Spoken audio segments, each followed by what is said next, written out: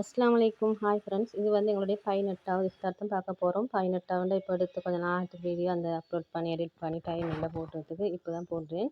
இப்போ அன்றைய நாள் வந்து சஹருக்கா வேலையும் கொஞ்சம் பார்த்து வச்சுட்டு இஃப்தாருக்கு வந்து மோஸ்ட்லி எல்லா வீட்லையும் சில்லங்களும் சரி இந்த பேட்டிஸ் அது வித்தியாசமான முறையில் பேட்டிஸும் அதோட கட்லெட்டும் செஞ்சுருக்கேன்.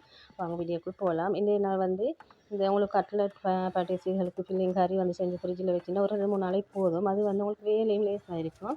இப்போ இன்றைக்கு பேட்டிஸ்க்கு வித்தியாசமான முறையில் மாவு பனைஞ்சு எடுத்துக்குவோம். ஒரு பவுலில் நீங்கள் மாவு சேர்த்துக்கோங்க. மாவு சேர்த்த போகிற இதோட வந்து நீங்கள் தேங்காய் எண்ணெயை வந்து ஒரு 2 இல்லாட்டி 1.5 கரண்டி மாதிரி உங்களோட மாவுக்கு அளவாக எண்ணெயை வந்து நல்லா சூடாக்கி எடுத்துக்கணும். நல்லா சூடில் ஒரு நகைச்சூடு மாதிரி சூடாகி எடுத்தப்போ இந்த மாவோட சேர்த்து இந்த பேட்டிஸ் மாவை செஞ்சு பாருங்கள். மாவு வந்து உங்களுக்கு அந்த பேட்டிஸ் வந்து நல்லா கிறிஸ்பியாக இருக்கும்.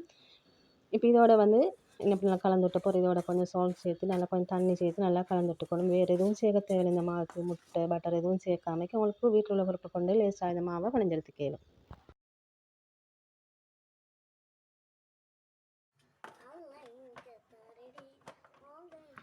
மாவுக்கு ஒரே முறையில் தண்ணி ஊற்றாம இன்னும் இப்படி கொஞ்சம் தெளித்த மாதிரி ஊற்றி நல்லா மாவை இப்படி கலந்து எடுத்துக்கோங்க. மாவுக்கு தண்ணி மிச்சமாக ஏன்னா கொஞ்சம் மாவு தூவி இதே மாதிரி செஞ்சு எடுத்துக்கோங்க. செஞ்சு எடுத்த பிறகு அதை அப்படி எடுத்து வச்சுட்டு நான் வந்து அன்றைக்கி வந்து ஃபலூடாவுக்கு வந்து அந்த சிரப் ஊற்றி இப்போ என்னோட நான் செஞ்சு வச்சிருந்த ரோஸ் சிரப் வந்து அது முடிய கிட்ட வந்து அப்படி தான் இருந்துச்சு. ஒரு போத்தல் முடிக்கிட்டுது. இப்போ அதையும் ரெடி பண்ணிவிட்டு அப்படியே நான் அதையும் ஃப்ரிட்ஜில் வச்சுட்டு நான் அந்த வேலையே முடிஞ்சிடும். அன்றைக்கி வந்து கொஞ்சம் வேலையே சயின்ஸ் கிஃப்டாக இருக்கேன். அந்த ஃபில்லிங் கறி செஞ்சு வச்சதால் எங்களுக்கு பேட்டிஸ் ரோல்ஸுகளுக்கு கட்லட் பன் எது வேணுனாலும் போட்டு இந்த கறி வந்து எங்களுக்கு செஞ்சு எடுத்துக்கலாம். வேலை அவசரமாக முடிஞ்சிடும். இப்போ இதை வந்து நான் கொஞ்சம் சூடு பண்ணி எடுத்துக்கணும். இதோட பேட்டிஸ் செய்யும் அடுத்தது கட்லட்டும் செய்வோம்ட்டு ஏன்னா இந்த கறிகள் நாங்கள் வச்சா நாங்கள் 2-3 நாள் இந்த கறியை முடிச்சிடணும். மிச்ச நாளைக்கு வச்சுக்கப்படாது ஃப்ரிட்ஜில். இப்போ எல்லாம் சூடு பண்ண அப்புறம் இதை எடுத்து அந்த புக்ஸ் ஒன்றில் போட்டுனேன். இப்போ நாங்கள் பேட்டிஸை தட்டி எடுக்க வேண்டியதான். எப்பவும் போல் தான் பேட்டிஸ் தட்டுறது.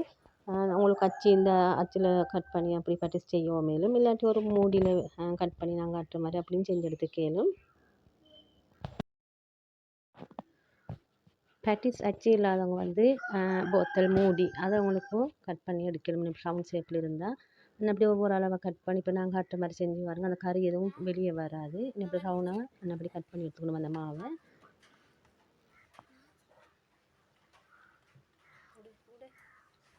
கட் பண்ணி எடுத்து போகிற அந்த பேட்டிஸ் மாவை வந்து உங்களுக்கு கையிலே வச்சு கறியை வச்சு கேளுங்க. எப்படி ஒரு கரண்டியால் கறியை வச்சு இப்போ 2 பக்கமும் நல்லா இப்படி மடிச்சுடுங்க. மடிச்சுட்ட போகிற நீங்கள் கறிகள் வெளிக்கு வரும்னு சந்தேகம் இருந்தால் இன்னும் இப்படி நாங்கள் காட்டுற மாதிரி இப்படி மடிச்சுடுங்க ஓரத்தை. மடிச்சு விட்ட போகிற இன்னும் இப்படி தான் இருக்கும். இந்த பேட்டிஸ் வந்து உங்களுக்கு இது மாதிரியும் செஞ்சு எடுத்து கேளும். உங்களுக்கு எது லேஸோ அது போல் நீங்கள் செஞ்சு எடுத்து பாருங்கள். பேட்டிஸ் நல்லா வரும். இன்னும் ஒரு பேட்டிஸ் வேலையும் அங்கே நடக்குது. அது அங்கே அப்படி இருக்கட்டும்.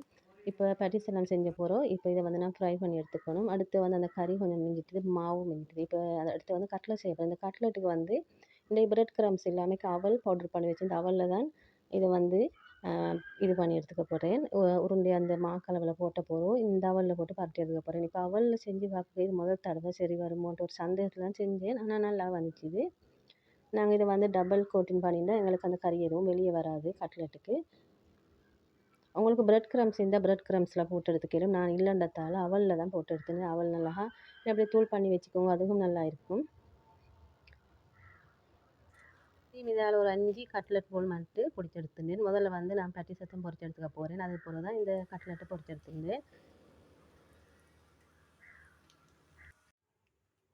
உங்களுக்கு பேட்டிஸ் பொரித்து அவங்களுக்கு கொஞ்சம் நேரம் போத்தில் இலகுண்டா நீங்கள் இப்படி வச்சுக்கோங்க. பொரிச்ச போகிறோம் 2-3 எடுத்துட்டு 2-3 அந்த இறக்குறதுலேருந்து திரும்ப இப்படி வேறு ஒன்றில் இப்படி பரத்தின மாதிரி வச்சுக்கணும். அந்த ஒன்றுக்கு மேல் ஒன்று அடுக்கி வச்சு அது அப்படியே அந்த இலகின மாதிரி வரும். இப்படி வச்சு உங்களுக்கு அந்த பேட்டிஸ் வந்து அது நல்லா முறுமுறுப்போடு மிச்ச நேரத்துக்கு இருக்கும். இஃப்தார் டைமுக்கும் உங்களுக்கும் நல்லா இருக்கும். இப்படி பேட்டிஸ் ஒன்று உடச்சி காட்டி அப்படின்ட்டு